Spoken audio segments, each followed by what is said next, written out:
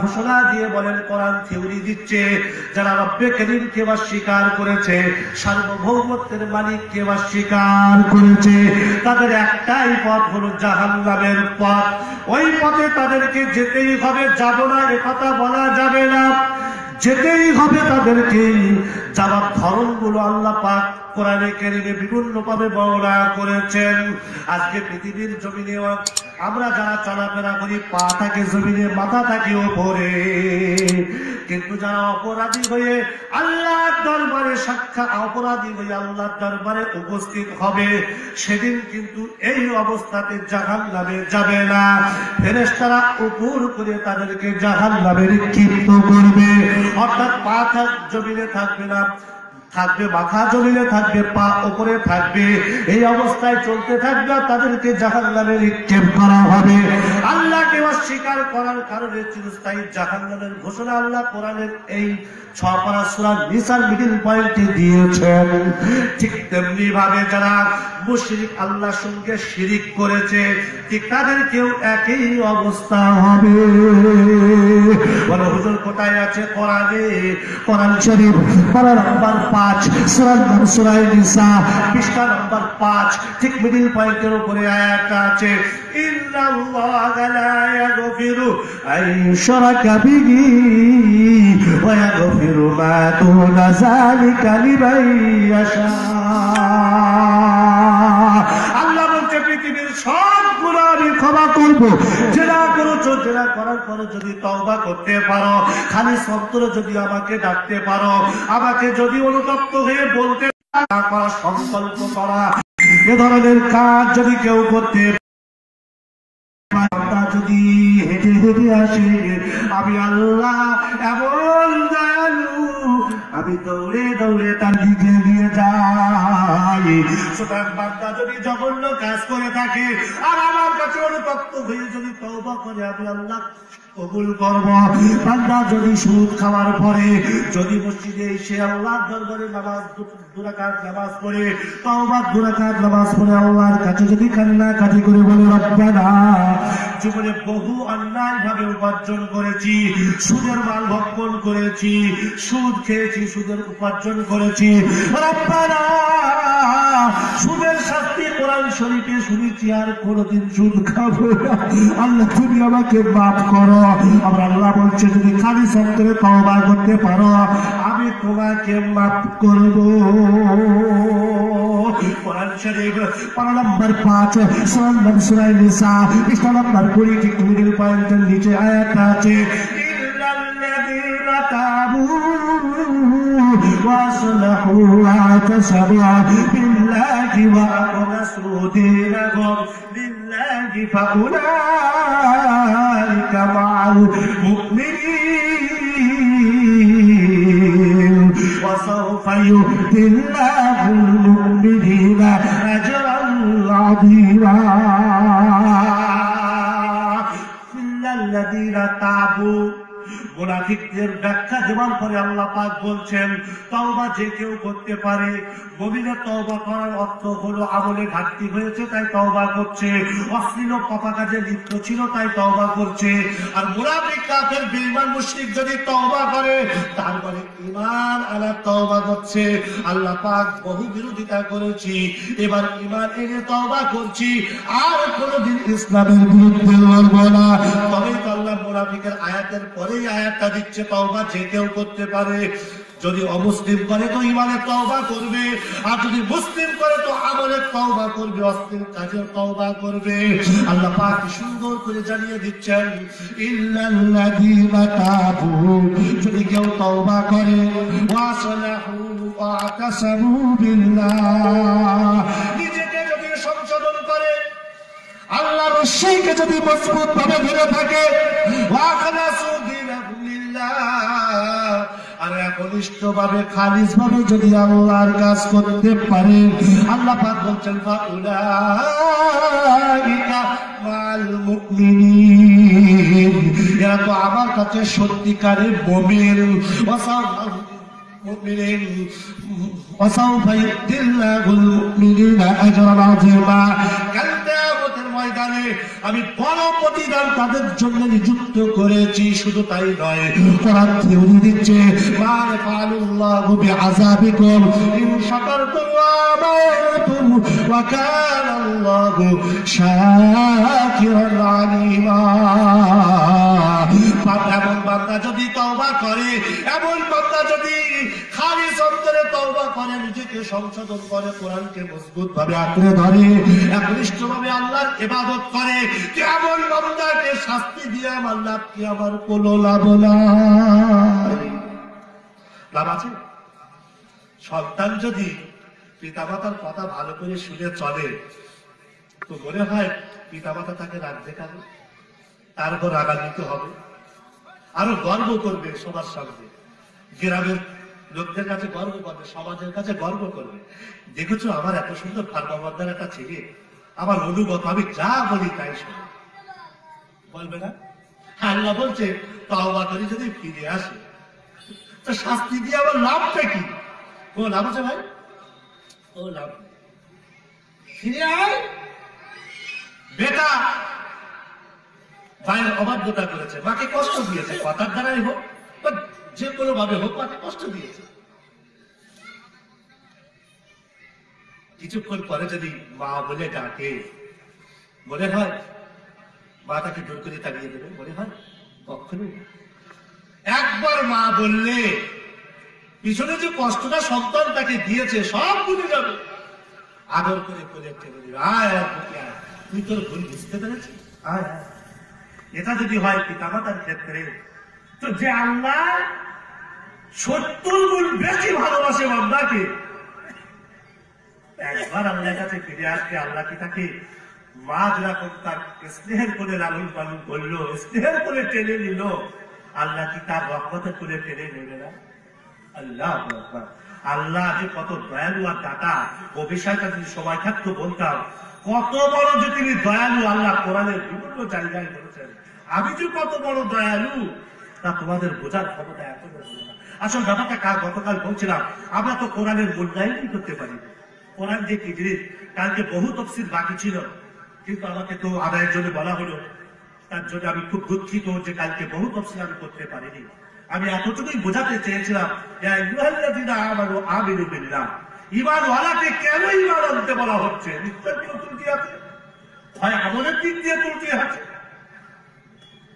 এমন ত্রুটি যা ঈমানকে ধ্বংস করতে পারে, কিংবা দায়িত্ব জ্ঞানহীন মন্তব্য করে সেই ঈমানকে নষ্ট করে ফেলেছে।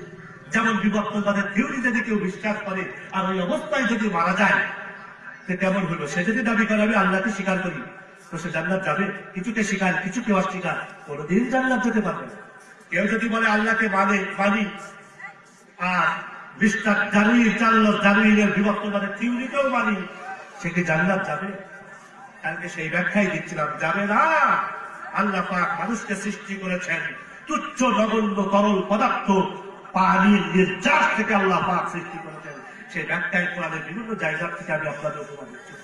যাই হোক, আমি ওই দিকে আর যাবো না, বহু তফসির কথার লতা কথাগুলো অনেক ভালো, যেহেতু 8টা পর্যন্ত সবাই, আমি আমার কথাগুলো গুছিয়ে আনছি। আপনার ইসলামে শ্রবণ করার চেষ্টা করুন। আমার পরে বক্তা আছে ইনশাল্লাহ, আসাম থেকে আসছেন, তিনি জ্ঞান গরিমার কথা রাখবেন, আপনাকে আরো বক্তব্য ইনশাল্লাহ ইসলামে শ্রবণ করুন। তো যে কথা বলছিলাম, তাহলে কাফেরও জাহান্নামে চিরস্থায়ী যাবে, আবার মুশরিকও যাবে, আর মুনাফিকরাও যাবে, যাবে না? যে আয়াতের ব্যাখ্যা দিচ্ছিলাম ঠিক ওপরেই এই আয়াতটা আছে, কোরআন শরীফ পারা নাম্বার 5, কত? সূরার নাম সূরা নিসা, পৃষ্ঠা নাম্বার 20।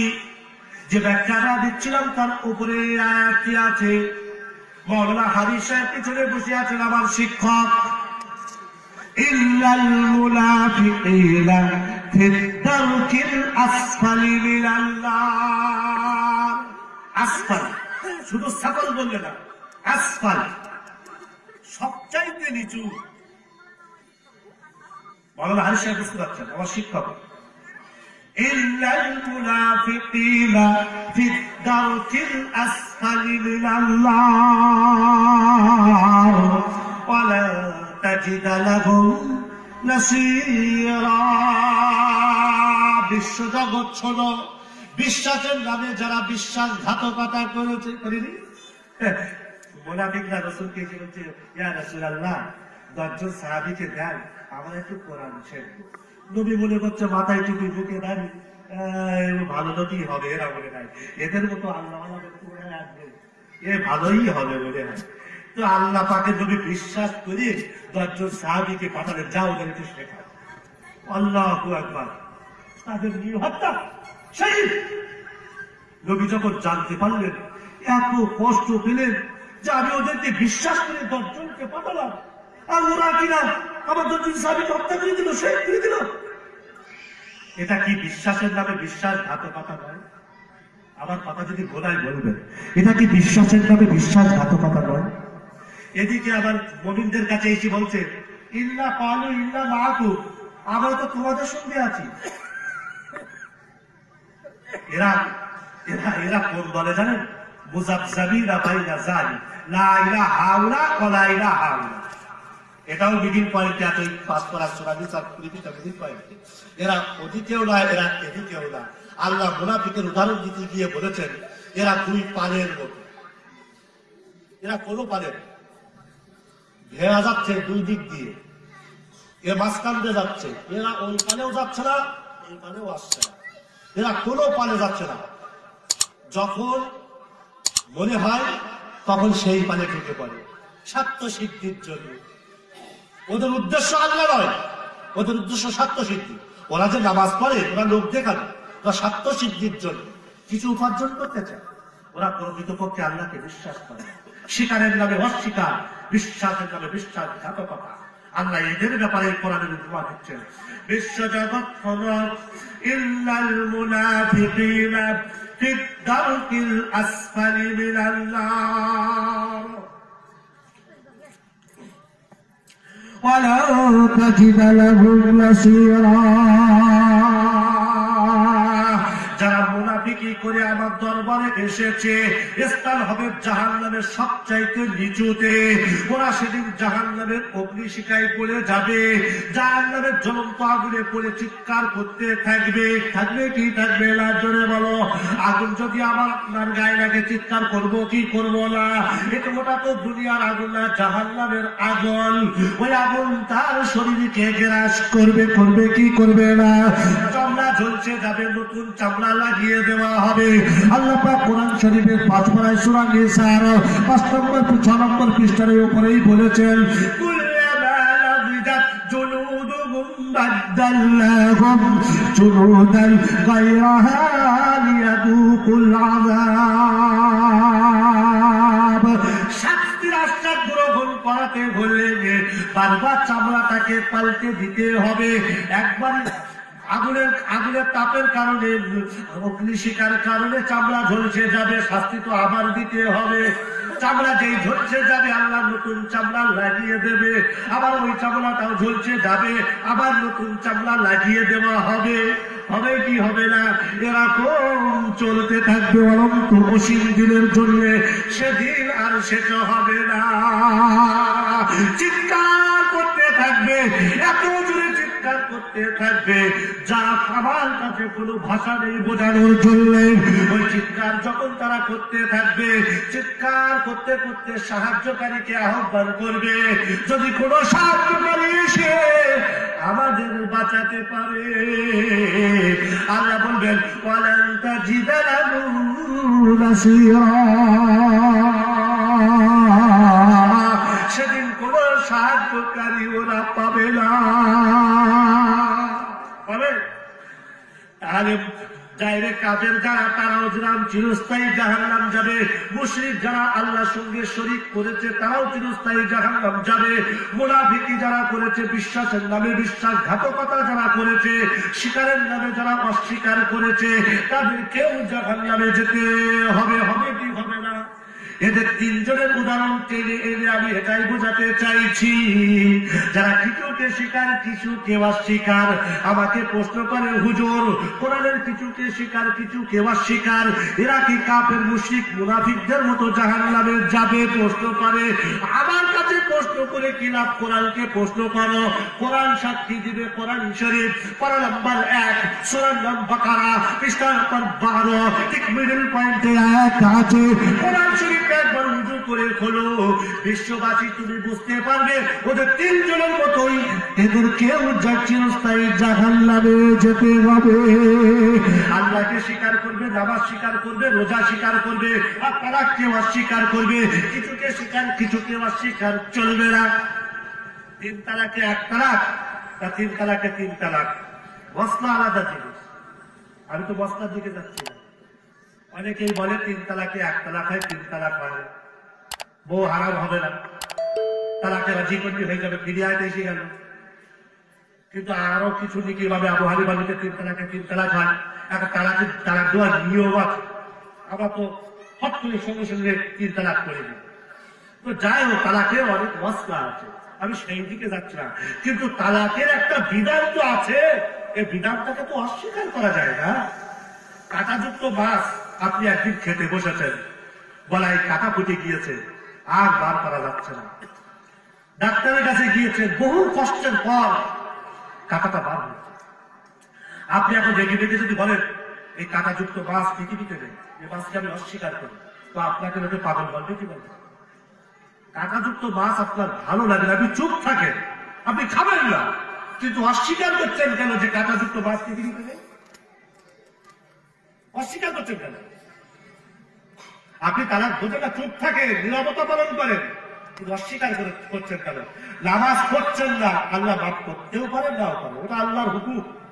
হুকুকুল ইবাদ, হুকুকুল্লাহ আর হুকুকুল ইবাদ, হক 2 প্রকার। আল্লাহর একটা বান্দা না, তুমি নষ্ট করছো আল্লাহর হক। আল্লাহ চাইলে মাফ করে দিতে পারেন, আবার চাইলে নামাজ কাজা করার জন্য শাস্তি দিয়ে মাফ করতে পারেন নামাজ না পড়ার কারণে। কিন্তু তুমি যদি বলো নামাজ আল্লাহর বিধান নয়, অস্বীকার করো, তাই তুমি কি জান্নাত যেতে পারবে?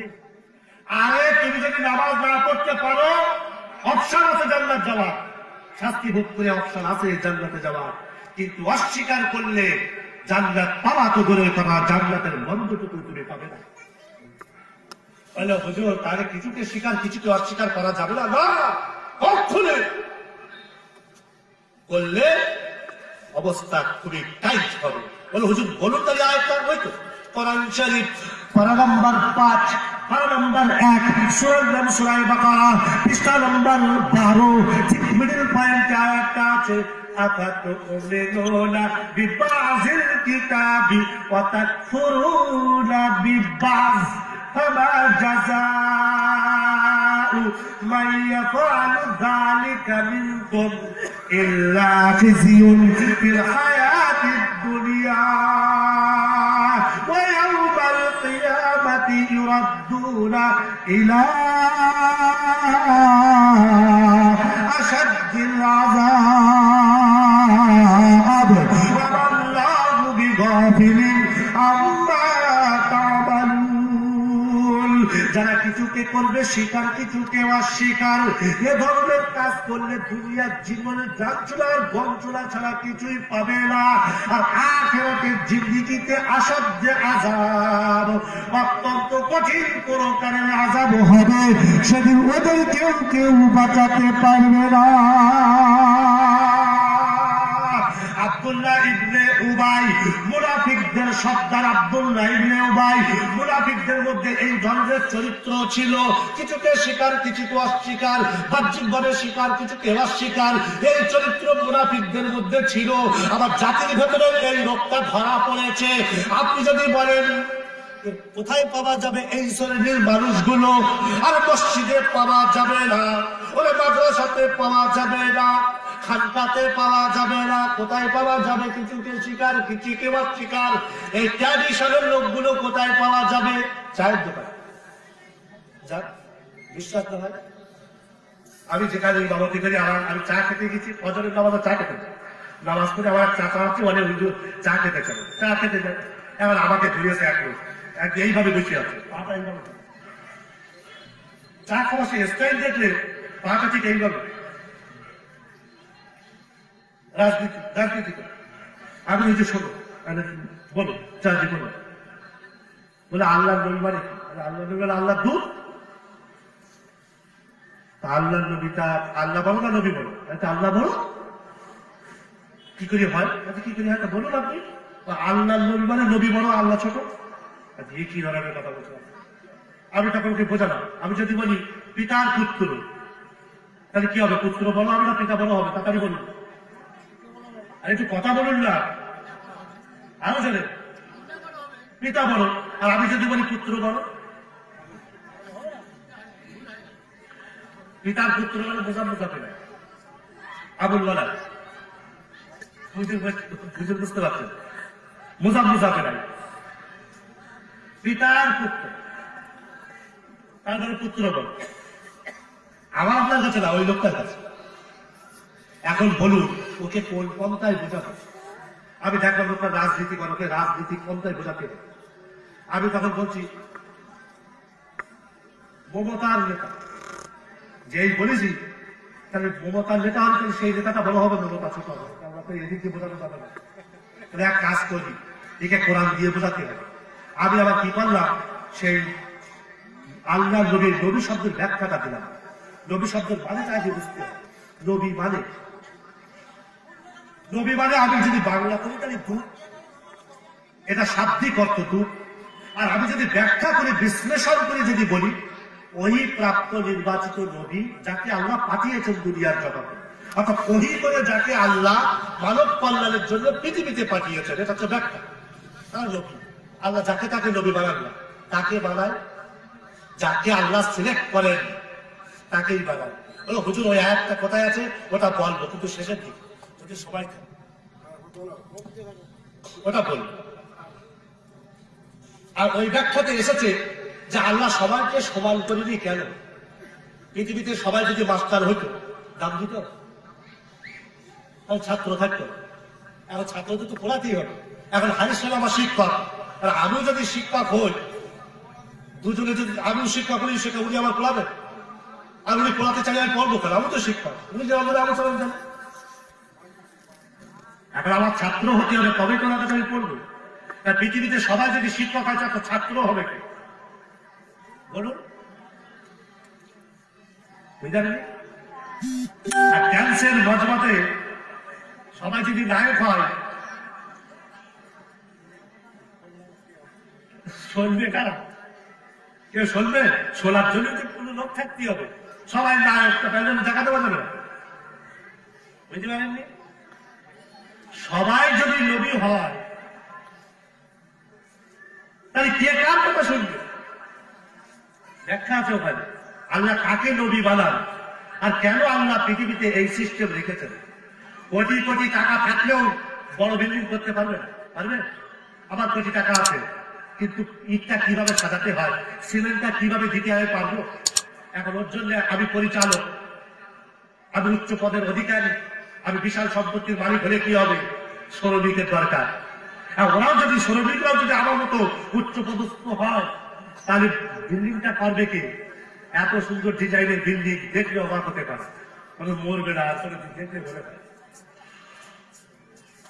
আমি কি ভুল বোঝাচ্ছি আপনাদেরকে? কখনোই না। এই নিজামের সিস্টেম আল্লাহ করেছে, ওনাকে একটু শেষের দিকে দেবে। তো যে কথা আমি বলছিলাম, তো বলুন ওই ব্যক্তিকে কে বোঝাবে? আল্লাহ নবী মানে ওর কাছে নবী বড় হয়ে যাচ্ছে, ওকে বোঝাবে কে?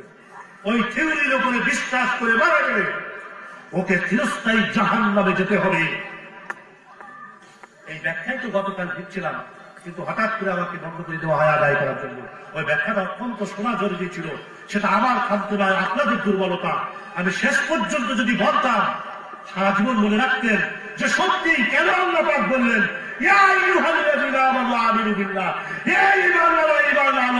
কারণ ঈমান আনার পরে শেষ পর্যন্ত যদি ঈমানটা টিকে না থাকে, নিজের অজান্তেই যদি দায়িত্ব জ্ঞানহীন মন্তব্য করে তার উপরে বিশ্বাস করে ঈমান নষ্ট করেন, তার চিরস্থায়ী জাহান্নাম যেতে হবে। কোরআন তার সাক্ষী। পারা নম্বর 24 সূরা হামিদ সাজদা পৃষ্ঠা নম্বর 19 একেবারে উপরে আছে, ইন্নাল্লাযীনা ক্বালু রাব্বুনাল্লাহ সুম্মা ইসতাকামু যারা আল্লাহকে রব বলে স্বীকার করেছে, আল্লাহ দেখতে চান শেষ পর্যন্ত টিকে আছে কিনা। হাদিসের ইবারত বলছি, হাদিসের সংজ্ঞা বলছি, রাসূল বলেছেন আল ইবরাতু বিল খাওয়াতিম, শেষটাই ধর্তব্য করা হবে। একটা মানুষ সারা জীবন নামাজ কালাম করেছে, হজ যাকাত সব করেছে, কিন্তু শেষে তার কলেমা নসিব হলো না, চিরস্থায়ী জাহান্নামের অধিকারী হতে হবে। আর একটা মানুষ সারা জীবন নামাজ কালাম কোনো কিছু করেনি, কিন্তু কোনো একটা ভালো আমল করেছে, আল্লাহর কাছে পছন্দ হয়েছে, শেষে কলেমা নসিব হয়েছে, জান্নাত যাবে। কিন্তু আমাদের ব্যাখ্যা ভুল বুঝবেন না, তাহলে আজ থেকে আর কোনো ভালো কাজ করবো না, লাস্টে কলেমা নসিব হলি। আরে না, বুঝবেন না। আরে কলেমা নসিব কার হবে যে নামাজ কালাম পড়লে শুরুটা দেখলে বোঝা যায় তার শেষটা কেমন হবে। আল্লাহর রহমত তাদের উপরে আসবে যারা নামাজ কালাম পড়বে। আমার এই কথা শুনে ও তাহলে আর নামাজ কালাম পড়তে হবে না, তাহলে সেখানে কখনই আমার ভুল বুঝবেন না আমাকে। তাহলে কিছুকে স্বীকার, কিছুকে অস্বীকার, ওদের কেউ জাহান্নামে যেতে হবে। এটা মুনাফিকের আলামত, মুনাফিকদের এই চরিত্র ছিল। এদের কেউ যে জাহান্নামে যেতে হবে, হুজুর একটু দলিল দেন, আমরা তো দলিল শুনতে পছন্দ করি। আর আপনি তো মুফাসসিরে কোরআন, আমি মুফাসসিরে কোরআন না, আমি কোরআনের একজন ছাত্র, এখনো পড়ছি। অনেক বক্তা স্টাডি করে না, একটু পড়বে, একটা ঘটনা পড়বে, আর ওইটাই 2 ঘন্টা চালিয়ে দেবে। আর আমার ভাইকে জিজ্ঞাসা করুন, কারি জাকির হোসেন সাহেবকে, ট্রেনে পড়তে পড়তে আসছি, বাড়িতে পড়ছি, এখানে এসে পড়ছি, পড়েই যাচ্ছি আমি এখনো পর্যন্ত। না জানি আমার একটা কথা যদি ভুল হয়, জাতিকে যদি ভুল বলি, তাহলে কিয়ামতের দিন আসামির কাজ করে আমাকে দাঁড়াতে হবে, কেন জাতির সামনে তুমি ভুল বলেছিলে। সুতরাং এই স্পেসটা, এই ত্যাগটা কিন্তু যাত্রার জন্য নয়, এর একটা সম্মান আছে, এর একটা আভিজাত্য আছে, এর একটা ঐতিহ্য আছে, এর একটা মর্যাদা আছে। এখানে যে সে বসতে পারে না, আল্লাহ তাকেই বসান যাকে আল্লাহ ভালোবাসেন, যোগ্যতা হিসাবে দিয়েছেন আল্লাহ। বুঝতে পারছেন ভাই? যাই হোক, যে কথা আমি বলতে চাচ্ছি, মুনাফিক শব্দ আব্দুল্লাহ ইবনে উবাই, এই ব্যাখ্যাটাই বুঝতে পারবেন যে কিছুকে স্বীকার, কিছুকে অস্বীকার, এরাও জাহান্নামে, এই ব্যাখ্যাটা বুঝতে পারবেন। জিলকদ মাসের শুরুর দিকে মুনাফিক সর্দার আব্দুল্লাহ ইবনে উবাই মৃত্যুবরণ করেছিলেন। অসুখ হয়েছে, নবী দেখতে গিয়েছেন। কাকে? মুনাফিক সর্দার আব্দুল্লাহ ইবনে উবাইকে। আল্লাহ রাসূল বলছেন, হে আব্দুল্লাহ, তোমাকে বারবার আমি বলেছিলাম তুমি এই ইহুদীদের সঙ্গে সম্পর্ক রেখো না, আন্তরিকতা রেখো না, যোগাযোগ করো না, এরা দুশমন, তুমি তারপরেও আমার কথাটা শুনবে। মুনাফিক সর্দার আব্দুল্লাহ ইবনে উবাই মুহাম্মদ বিন আব্দুল্লাহর পুত্র মুহাম্মদকে বলছে, ওহে মুহাম্মদ, এটা কি এই টাইমে বলার সময়? আমি এখন মরণাপন্ন অবস্থা, আমি পৃথিবী থেকে বিদায় নেব, রঙিন দুনিয়া আমাকে ছাড়তে হবে, আর এই সময় তুমি আমাকে বলছো কিনা ওদের সঙ্গে যোগাযোগ রাখাটা তোমার ঠিক হয়নি, আন্তরিকতা রাখাটা তোমার ঠিক হয়নি। আরে মুহাম্মদ, এটা কি বলার সময়? ওসব কথা বাদ দাও। আসআদ বিন জুরারা আপনার প্রাণপ্রিয় একজন সাহাবী, ও তো ইহুদীদের সঙ্গে যোগাযোগ রেখেছিল। ও তো কথা আসআদ বিন জুরারা ভুলেই গিয়েছে, যোগাযোগ রাখেনি। আসআদ বিন জুরারা ও তো ইহুদীদেরকে ঘৃণা করত, তার কি লাভ হয়েছে? ওসব কথা বাদ দাও। মুহাম্মদ শোনো, কিছুক্ষণ পরে আমি আব্দুল্লাহ ইবনে উবাই মারা যাব, এই রঙের দুনিয়া আমাকে ছাড়তে হবে, মরে যাবার পরে আমার গোসল দেওয়া হবে। ওই আব্দুল্লাহর পুত্র মুহাম্মদ গোসল দেওয়ার সময় তুমি উপস্থিত থাকবে, আর তোমার পরনের জামাটা খুলে আমাকে কাপড়ের কাপড় পরিয়ে দেবে। আর একটা আবদার তোমার কাছে করি, আমার পরনের পরে কাপড়ের কাপড়টা পরিয়ে দেওয়ার পরে আমার জানাজার নামাজটা তুমি পড়িয়ে দিও। এই অন্যায় আব্দার হাদিসে এসেছে, আল্লাহ রাসূল রেখেছিলেন, আব্দুল্লাহর পুত্র মুহাম্মদ এই অন্যায় আব্দারটা রেখেছিলেন। রাসূল যখন জানাজার জন্য প্রস্তুতি নিলেন, ওই সময় রাসূলের প্রাণের সাহাবী, যার ব্যাপারে রাসূল বলেছেন লা নবিয়্যা বাদি, লাউ কানা বাদি লাকানা উমর, আমার পরে কোন নবীও হবে না, রাসূলও হবে না, যদি হতো তাহলে ওমর হতো। এত বড় সম্মানের অধিকারী একজন সাহাবী হযরত ওমর বিন খাত্তাব রাদিয়াল্লাহু তাআলা আনহু রাসূলের চাদরটা এইভাবে টেনে ধরে বলছেন, এই আল্লাহর রাসূল, এই লোকটির জানাজার নামাজ আপনি পড়াবেন না। এই লোকটা আপনার নামে উল্টো পাল্টা অনেক জঘন্য কথাবার্তা বলেছে, এই লোকটার জানাজার নামাজ আপনি পড়াবেন না। আল্লাহ পাকের রাসূলকে বারবার করে বলছিলেন, এই লোকটার জানাজার নামাজ আপনি পড়বেন না। হযরত ওমর আয়াতটাকে স্মরণ করিয়ে দিলেন। কোরআন শরীফ পারা নম্বর 10 সূরার নাম সূরা তাওবা পৃষ্ঠা নম্বর 19 ঠিক উপরেই আয়াতটা আছে, ইস্তাগফির লাকুম আও লা তাস্তাগফির লাকুম ইন তাস্তাগফির লাকুম 70 মাররাতান ফালান ইয়াগফিরাল্লাহু লাকুম যালিকা বিআন্নাহুম কাফারু বিল্লাহি ওয়া রাসূলিহি ওয়াল্লাহু লা ইয়াহদি القوم الفاسقين। এই ব্যাখ্যাটি আপনার জানা নেই। ইস্তাগফির লাকুম আও লা তাস্তাগফির লাকুম ইন তাস্তাগফির লাকুম 70 মাররাতান ফালান ইয়াগফিরাল্লাহু লাকুম, আল্লাহ ওদেরকে কখনো ক্ষমা করবে না। আপনি কি আয়াতের ব্যাখ্যা জানেন না? আল্লাহ পাকের নবী, বিশ্ব নবী, মানবতার নবী, উদারতার নবী, মহানুভবতার নবী, বিশ্ব জগতের নবী, মা আমিনাল্লাহ মরুল দুলাল জনাবে মুহাম্মদুর রাসূলুল্লাহ সাল্লাল্লাহু আলাইহি ওয়াসাল্লাম ওমর ফারুককে সম্বোধন করে বলে, ওমর ফারুক, আল্লাহ পাকের আয়াতে কারিমা আমার উপরে নাযিল হয়। Subscribe to my channel and also press this bell icon.